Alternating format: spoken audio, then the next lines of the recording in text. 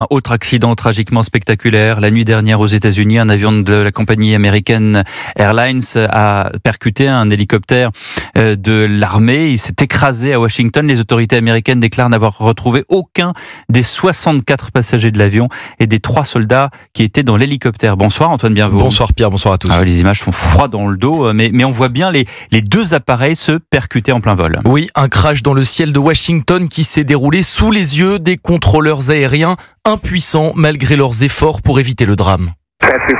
Équipage PAT-25, vous voyez l'avion? PAT-25, vous passez bien derrière l'avion? Équipage PAT-25, répondez. Oh mon Dieu, vous avez vu ça?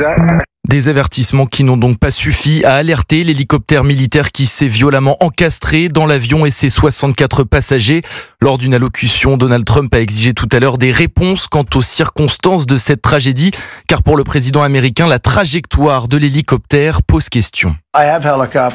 J'ai moi-même un hélicoptère, vous pouvez l'arrêter très rapidement. Le pilote aurait pu stopper l'hélicoptère, le faire aller en haut, en bas, sur le côté. Il y avait plein de manœuvres à faire, mais pour je ne sais quelle raison, il a continué tout droit. Il a tenté un virage au dernier moment, mais c'était trop tard.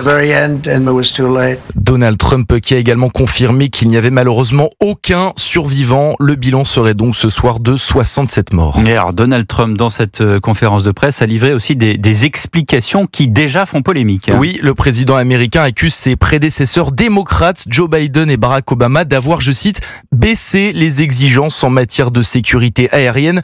Selon Donald Trump, la volonté des démocrates de prôner la diversité au sein de l'aviation américaine aurait fait baisser le niveau de compétence des employés.